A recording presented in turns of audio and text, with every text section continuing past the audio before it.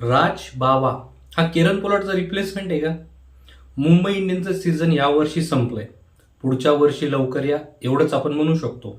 पण ह्या वर्षीचं सीझन एवढं वर्स्ट का आहे? आपण त्याबद्दल थोडी चर्चा करायला पाहिजे.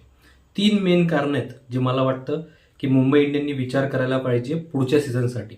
सगळ्यात पहिलं कारण म्हणजे आउटडेटेड कोचिंग स्टाफ. महिला जयवर्धन हा मला वाटतं 2016-2017 पासून मुंबई इंडियन्स सोबत आहे. आता कोचिंग स्टाफ सुद्धा चेंज करायला पाहिजे. वन फॅमिली आपण नेहमी म्हणतो, पण आता इनफ झालंय. महिला जयवर्धन एक आउटडेटेड स्ट्रॅटेजी, आउटडेटेड प्लॅनिंग घेऊन येतोय आणि मुंबई इंडियनला ते काहीही फायदेशीर ठरताना यावर्षी तरी दिसलेलं नाही. दुसरी म्हणजे सुपरस्टार कल्चर. 4 सुपरस्टार आहेत आपल्याकडे जे 2026च्या T20 वर्ल्ड कपमध्ये खेळत होते. जसप्रीत बुमराह, सूर्यकुमार यादव, हार्दिक पांड्या आणि तिलक वर्मा. हे 4ही प्लेयर इंडियाच्या विनिंग टीममध्ये होते.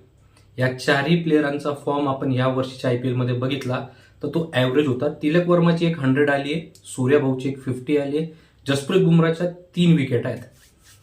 विचार करून घ्या. हार्दिक पांड्याचा मिक्स परफॉर्मन्स आपण बघितला आणि मागच्या 2 मॅचेस पासून हार्दिक पांड्या खेळताना दिसतच नाहीये. आणि आपल्याला सगळ्यांना माहिती आहे कदाचित तो या सीझनमध्ये जे 3 मॅचेस राहिले तिथे सुद्धा मॅच खेळताना दिसणार नाही. असो, हे दुसरं कारण होतं. आणि तिसरं सगळ्यात महत्त्वाचं कारण म्हणजे पोलार्डचा रिप्लेसमेंट. किरण पोलार्डचा रिप्लेसमेंट जोपर्यंत मुंबई इंडियनला भेटत नाही तोपर्यंत मुंबई इंडियन्स स्ट्रगल करतच राहील.